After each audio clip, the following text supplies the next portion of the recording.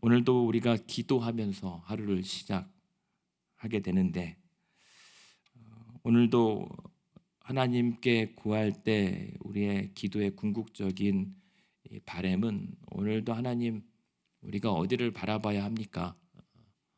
우리가 어디를 바라보며 쫓아가야 합니까? 보게 하여 주시옵소서라고 하는 기도로 기결되는 것 같습니다.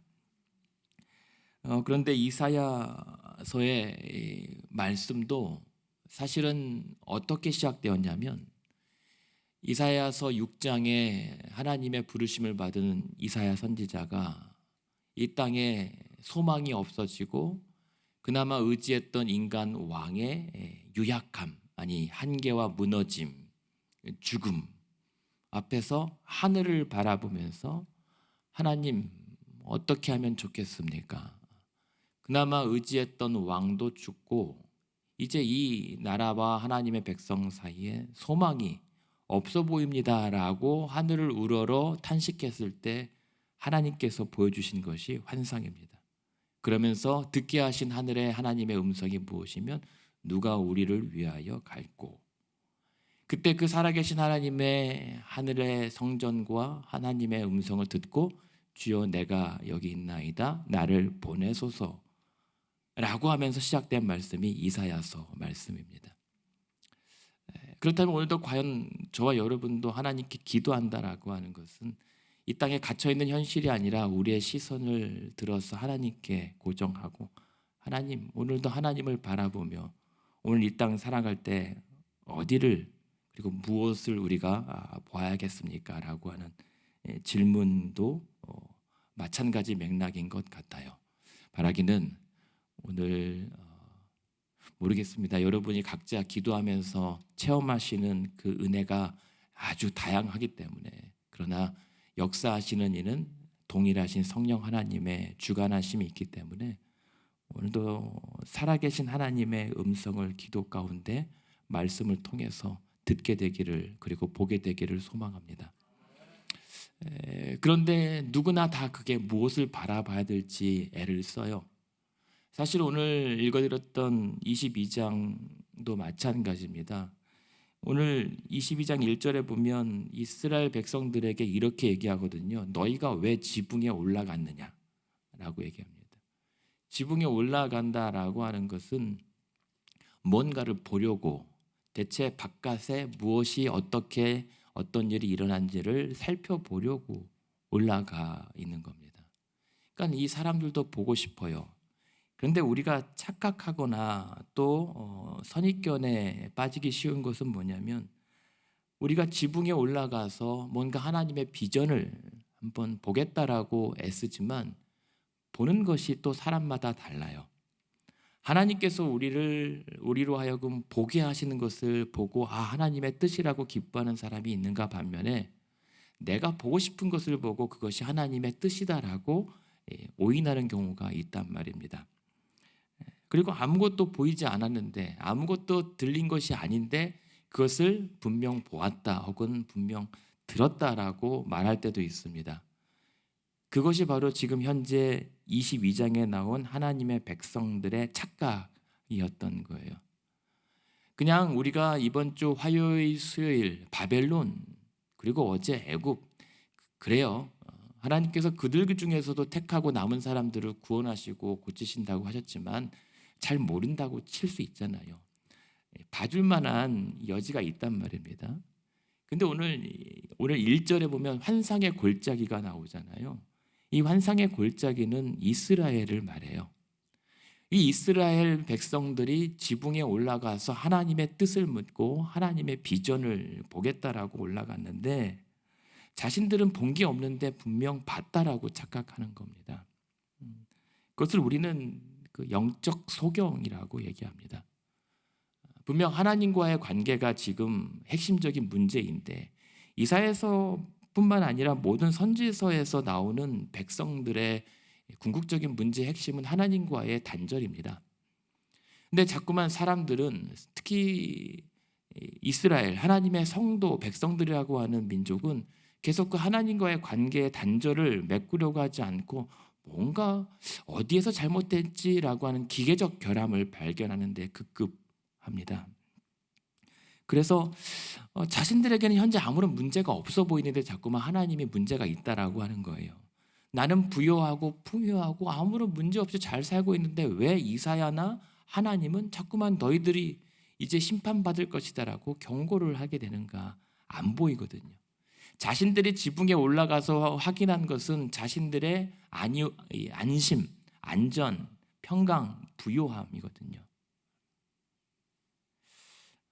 그런데 지금 오늘 22장에 하시는 말씀, 그리고 13장부터 23장까지 이어지는 하나님의 열방을 심판하는 그 대목에 22장에 이스라엘도 포함되어 있다는 사실을 우리는 주목해야 합니다.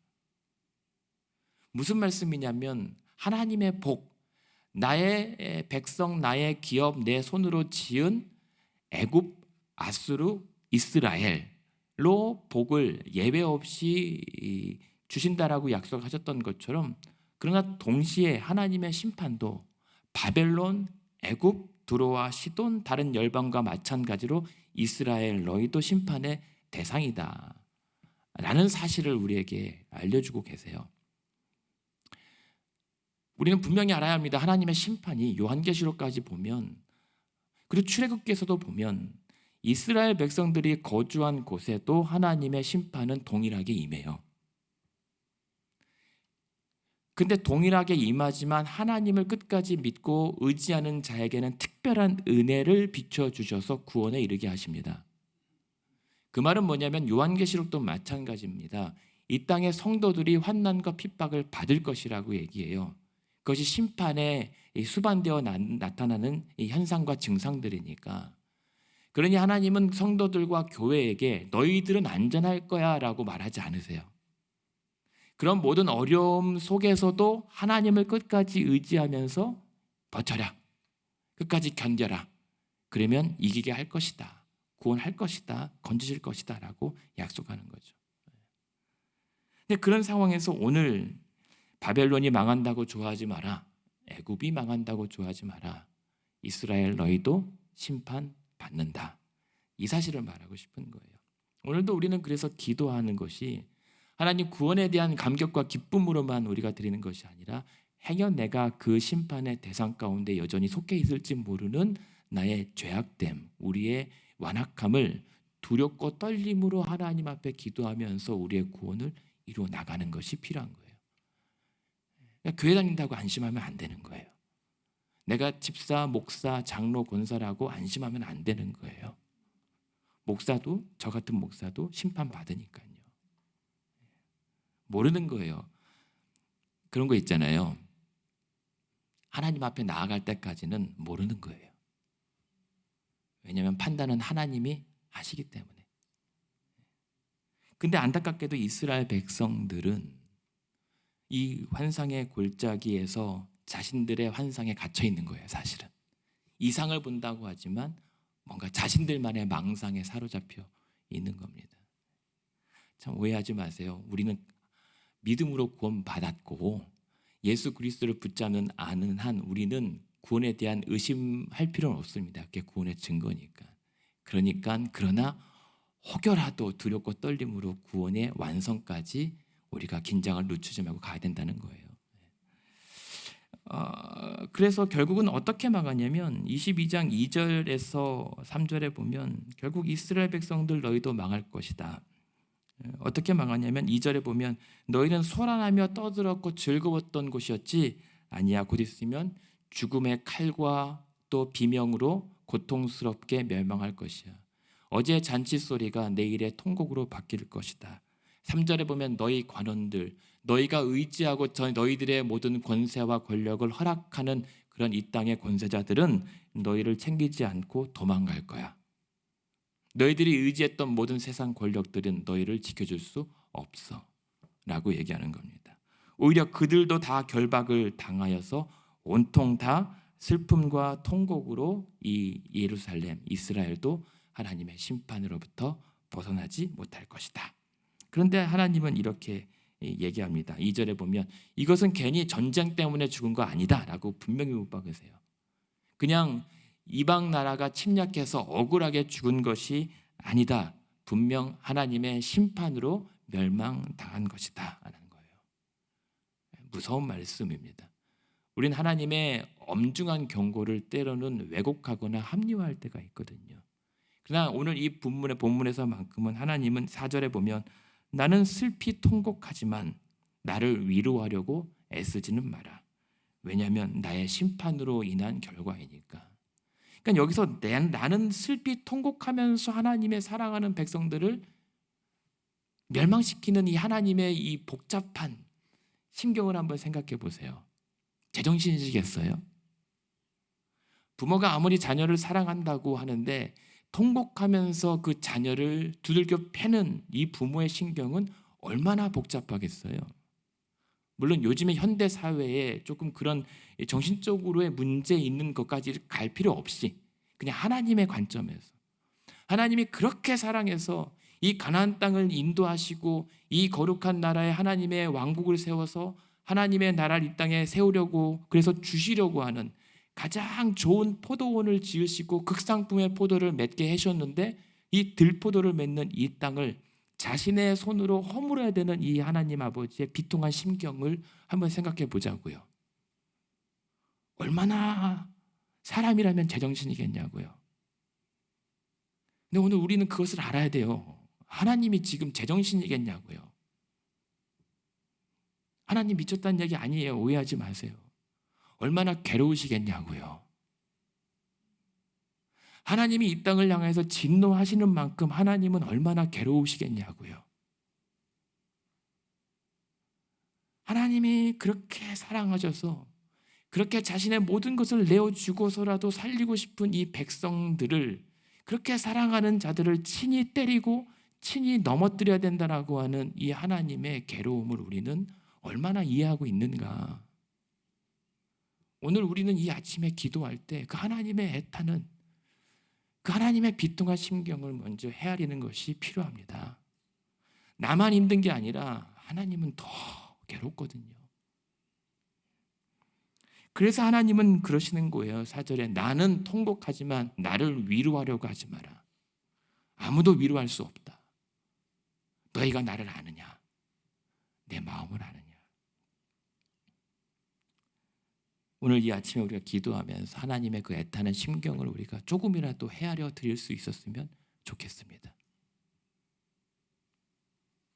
그러면서 그 하나님께서 5절부터 7절에 보면 이 땅을 6절에 보면 엘람 사람, 기르 사람이잖아요. 아수르 사람, 바벨론 사람이에요.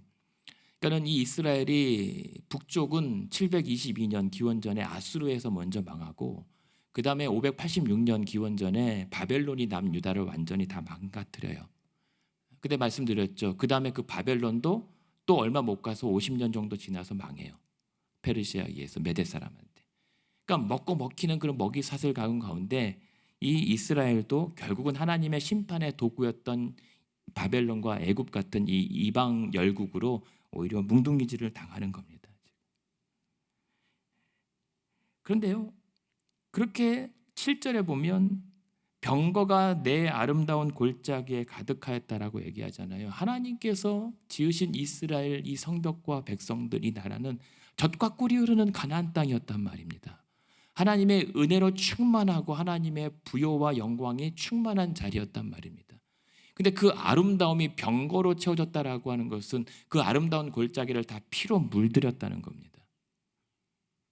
하나님의 심판이기도 하지만 그 심판을 자초했던 백성들의 죄악 때문에 그렇습니다. 그런데 안타까운 것은 더 하나님의 마음을 괴롭게 하는 것은 무엇입니까? 그러한 지경에 이르렀는데도 정신 차리지 못하는 하나님의 백성들, 이스라엘 백성들인 거예요. 그래서 8절에 보면 뭡니까? 그가 유다에 덮였던 것을 벗김에 그날에야 네가 이스라엘 너희가 뭘 봤냐면 숲을 곳간에 병기를 바라봅니다. 지금은 하나님을 바라볼 때예요. 왜 우리가 이러한 수치와 하나님의 심판을 받는가? 하나님을 앙망해야 되는 상황이에요. 하나님을 다시 두려워해야 되는 상황이에요. 하나님을 믿는다고 해놓고 사실은 이방 아수르의 제단을 본따서 우리도 강력한 저 아수르의 신을 우리에게 모셔와야겠다라고 해서 그 하나님의 제단을 치워놓고 아수르의 큰 제단을 본따서 예루살렘 성전에 갖다 놓았던 이 백성들의 죄를 회개해야 된다는 말입니다. 이사야 선지자가 살았던 시대가 그런 시대였어요. 이스라엘 왕들이 아수르 자신들보다 강한 그 이방신의 제단을 예루살렘의 모방에서 떡하니 세웠던 때였단 말입니다. 그래놓고 하나님 영광 받으시옵소서. 그래놓고 필요할 때는 하나님 제단 다시 가져와서 예배드리고 평상시에는 다른 이방신 제단에다가 예배드렸던 시대였단 말입니다. 그러니까 하나님이 얼마나 답답하시겠어요. 그런데도 지금 이 백성들은 숲을 곳간의 병기를 보랍니다. 우리 무기가 얼마나 되지? 9절에 보면 너희가 다윗성에 무너진 곳이 많은 것을 봅니다. 무너진 것이 그동안 많았구나라는 사실을 깨달아요. 깨달았으면 하나님의 또 은혜를 필요해야 되잖아요. 아니에요. 9절 후반에 보면 아랫못에 물도 모으고 예루살렘의 가옥도 개수하고 성벽을 견고하게 해요. 우리가 힘을 한번 내보자. 한번 다시 수리하고 개축해서 한번 우리가 이겨보자. 그런데 11절에 보면 히스기야 왕 때 만들었다고 하는 저수지요. 저들이 저수지 때문에 아무도 침범할 수 없는 강력한 성벽을 쌓았다라고 자신들의 곳간과 무기와 성벽을 지금 힘입었다는 거예요. 그러면서 자신들이 지붕에 올라가서 우리 안전하다, 우리는 망하지 않는다 라고 환상 아닌 환상에 사로잡혔던 겁니다. 그런데 뭐라고 하세요? 하나님께서 11절 후반에 보면 그러나라고 얘기하죠. 그러나 너희가 이를 행하신 일을 앙망하지 아니하고 이 일을 옛적부터 경영하신 일을 공경하지 않았기 때문에 너희는 망하는 거다라고 얘기합니다. 하나님을 바라볼 때이다. 그런데 어디를 바라보는가? 오늘도 마찬가지입니다. 이 아침에 우리로 바라보게 하시는 이가 누구인가? 어디를 바라봅니까? 하나님 오늘 왼쪽입니까? 오른쪽입니까? 길만 보는데 정작 우리는 그러나 그 길을 선택하기 전에 무엇을 할지 안 할지를 선택하기 전에 하나님은 근원적으로 그 문제가 어디에서부터 기원했는지, 하나님과의 관계는 이상이 없는지, 하나님의 뜻은 이 상황과 어떻게 연관되는지를 바라보는 것이 중요한데, 하나님이 아니라 하나님이 내게 주신 저장 창고, 무기, 이러한 것들을 우리는 여전히 힘입는단 말입니다. 하나님을 의지한다는 명분으로 하나님의 영광을 더럽히고 있는 거죠. 이게 이스라엘 백성들, 그래서 탄식하지 마라. 이거는 내가 아니라 너희의 죄 때문에 일어난 결과다 라는 겁니다. 그러면서 14절에 뭐라고 얘기합니까? 죽기까지 용서하지 못한다. 왜요? 13절에 이 백성들이 어떻게 대응합니까? 그렇게 하나님께서 애곡하고 통곡하는데 12절 하나님께서 요구하시는 것은 단순했어요. 12절에 그날에 만군의 여호와께서 명령하세요. 이스라엘 백성들에게 뭐라고요? 통곡하고 애곡하라. 머리털을 뜯고 굵은 배를 띠라. 무슨 말입니까? 회개하라. 회개라는 게 무엇입니까? 다시 하나님을 바라보라 는 거거든요. 그런 하나님의 분명하고 단순하고 어렵지 않아 보일 지극히 당연한 명령인데 14절에 보면 백성들이 뭐라고 해요? 오히려 기뻐하며 즐거워하며 소를 죽이고 양을 잡아 고기 먹으며 포도주를 마시면서 내일 어차피 죽을 건데 오늘 먹고 마시자. 이게 이스라엘 백성들의 현주소란 말입니다. 이게 오늘날 교회 다닌다는 성도들의 모습일 수도 있습니다. 우리는 안 망한다, 나는 괜찮다라고 하는 환상에 사로잡혀 있는 건 아닌가. 그래서 지금 오늘 이 말씀은 우리에게 이렇게 물으세요. 지금 너희는 무엇을 바라보는가? 하나님의 새 이스라엘이요, 하나님의 교회된 성도들아, 오늘 지붕에 올라가서 대체 무엇을 보고 싶어 하는가? 멸망하에 가는 이 세상을 보는가?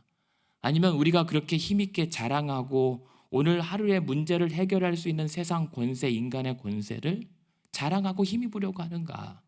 아니면 하나님께서 살아오면서 여지껏 내게 허락하신 은혜의 분량들을 쌓아놓고 하나하나 꺼내서 까먹는 즐거움에 취해 있는가? 어차피 죽을 인생, 어차피 천국 가면 그만이지라고 안일하게 있는가? 겁니다. 그래서 하나님이 오늘 이 아침에 우리를 내려다보실 때 어떤 마음이실까? 참 한심하기도 하겠고, 참 마음이 짠하기도 하겠고, 참 화도 났다가 돌아서면 참 불쌍했다가, 그래서 하나님이 만약 우리라면, 사람이라면 참 힘드시겠다는 거예요. 그래서 왜 하나님도 인격적이신 분이잖아요. 왜 우리는 우리만 힘들고 하나님은 안 힘들 거라고 하냐고요. 예수님도 우셨잖아요. 그것은 하나님의 눈물이잖아요.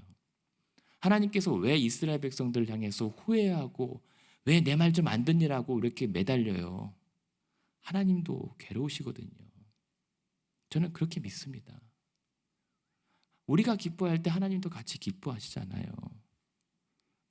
그러니까 우리가 오늘 지붕에 올라가서 기도를 통해서 하나님을 바라봤을 때에 우리가 갈구하고 갈망해야 되는 것은 하나님의 마음, 하나님의 기쁨이죠. 왜요? 우리를 왜 지으셨다고요? 하나님을 영화롭게 하기 위해서. 영원히 하나님을 즐거워하기 위해서 우리를 지으셨다고요. 우리가 즐거워하는 것은 하나님도 같이 즐거워하시기 원하는 거예요. 하나님의 창조 목적이 무엇입니까? 우리랑 함께 그렇게 즐거워하기 위해서예요. 우리가 전도서도 봤잖아요. 하나님은 우리에게 불행하고 경건하고 지독한 고독 가운데 이 땅 살아가라고 하지 않아요. 그냥 먹고 마시면서 즐거워하며 하나님의 분복 누리면서 살기를, 행복하기를 원해요. 그래서 왜 자꾸만 복을 주신다고 그래요? 너는 과연 행복한 사람이로다 라고 하시는 것 아니에요. 근데 그 행복은 하나님으로부터 비롯되는 것인데 우리가 자꾸만 엉뚱한 곳에서, 무기창고에서 거기서 하나님의 행복을 찾으려고 하니까 문제가 되는 겁니다. 오늘 여러분은 무엇을 바라보십니까? 오늘 우리는, 이 땅의 교회들은 대체 무엇으로 채워나가려고 합니까? 병기와 무기입니까? 아름다운 들판의 열매들입니까? 아니면 어리석은 사람들의 잔치입니까? 언뜻 보면 아무런 문제가 없어 보이죠. 그러나 하나님의 시야와 우리의 시야가 다르다고요. 세상 사람들과 우리가 믿는 자들의 시선은 달라야 합니다. 어떤 땐 조롱과 수치가 우리에게는 자랑과 명예가 되는 건데 우리의 기쁨과 우리의 승리가 하나님 보시기에는 조롱과 저주일 수 있다는 겁니다. 그래서 오늘 우리에게 경고하세요. 15절에 보면 국고를 맡고 왕국 맡은 자 셈나, 이 사람이 이 3절에 전쟁이 났을 때 가장 먼저 도망갔던 관원들의 대명사예요. 이때 당시에 아마 국고를 맡고 총리 정도 됐겠죠. 셈나라고 하는 사람이 뭐라고 해요? 그렇게 권세가 있을 때 16절에 왜 너를 위하여 묘시를 파냐? 왜 자기를 위하여 처소를 만일 마련하느냐? 하나님의 축복이라고 하면서 왜 나 자신을 위하여 그것을 삼느냐? 왜 하나님께로부터 받은 은혜라고 하는데 왜 믿는 하나님의 백성들은 다 그것을 자기 것으로 삼기에 바쁘는가? 왜 하나님과 누리려고 하지 않는가? 17절 18절에 보면 그러한 셈나도 하나님께서 꽁꽁 싸서 공처럼 집어 던져 심판할 것이다 라고 하는 겁니다. 세상 권세 아무것도 아닙니다. 아무것도 아닙니다. 세상 권세라고 하는 것은 교회, 우리의 신앙생활, 그 모든 이 땅에서 누리는 모든 것을 통틀어서 말하는 겁니다. 그냥 잠시 지나가는 것에 불과합니다. 하나님께서 꽁꽁 싸서 공처럼 집어던지면 그게 어디로 사라졌는지 모릅니다. 그러면 그 사실을 알라는 겁니다. 너희가 오늘 또 바라보려고 하는 것이 그런 유한한 한순간에 불과한 것들인가? 자신의 이름과 명예를 위함인가? 19절에 보면 주인의 집에 수치를 끼치는 너여 내가 너를 쫓아내고 너를 낮출 것이다. 대신 하나님은 동시에 회복을 약속하세요. 그러나 이대로 너희를 주저앉게 내버려두진 않을 것이다.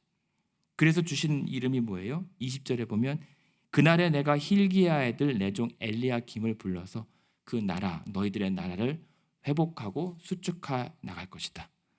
21절에 보면 그에게 정권을 넘겨서 힘있게 하시고 22절에 보면 내가 그에게 다윗의 집의 열쇠를 어깨에 두려서 그가 열면 닫을 자가 없고 닫으면 열 자가 없을 정도로 회복할 것이다.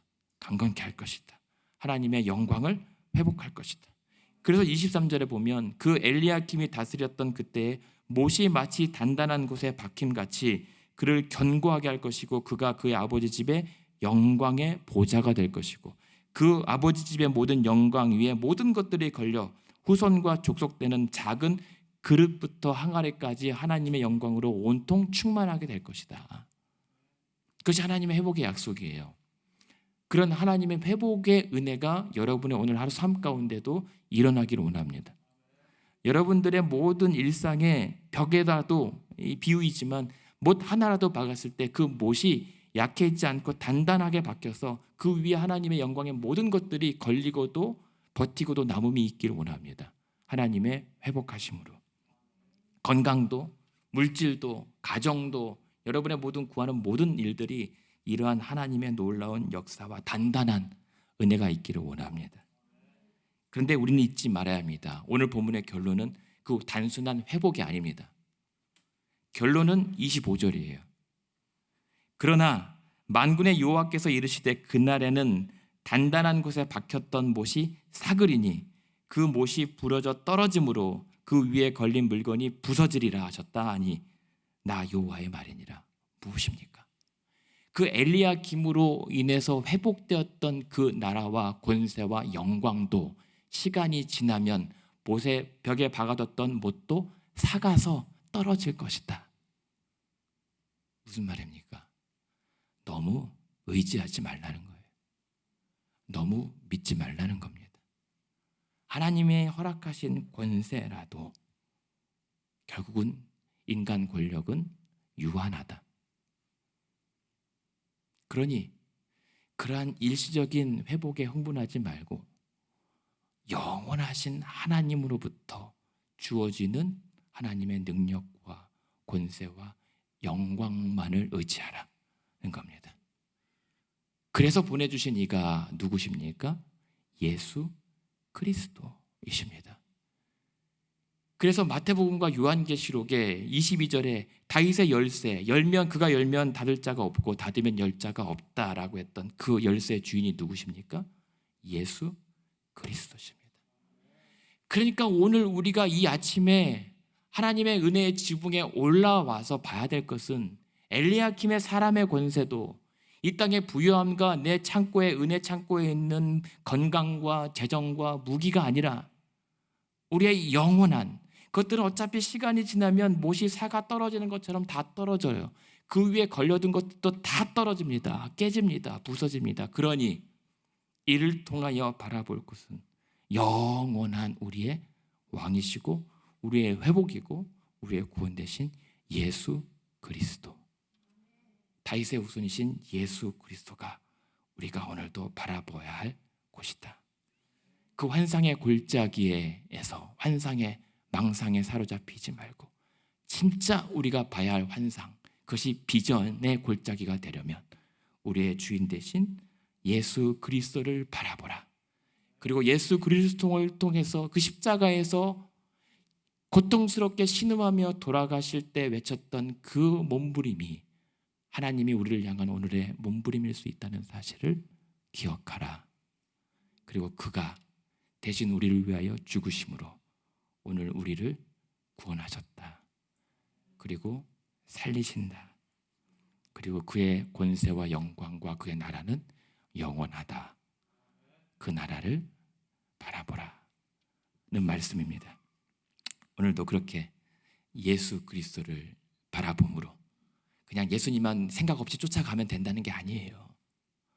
예수 그리스도를 통하여 우리에게 어떻게 일하셨는가, 일하실 것인가, 하나님의 해 되어질 일들을 기대하라는 말씀입니다. 그렇게 오늘도 그런 은혜로 다시 한번 하루를 시작해보고 비전을 발견하는 아침 되기를 주님의 이름으로 축원합니다.